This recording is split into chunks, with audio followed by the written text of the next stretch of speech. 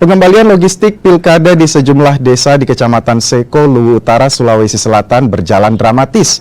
Para petugas harus berjibaku melewati tantangan, mulai dari jalan kaki belasan kilometer, seberangi sungai berarus deras hingga jalan berlumpur dan mendaki. Para petugas melewati medan sulit ini dengan menggendong kotak suara hasil pleno terbungkus terpal secara bergantian.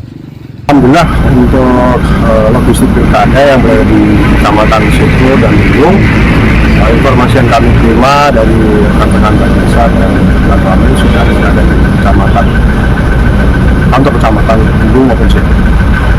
Tadi malam sampai di kecamatan.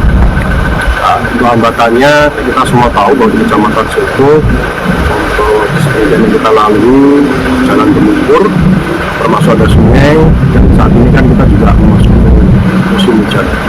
Tapi alhamdulillah kegiatan yang dilaksanakan dapat berjalan lancar. Kita baik tugas dari KPU maupun TNI Polri dapat membantu agar kegiatan lancar.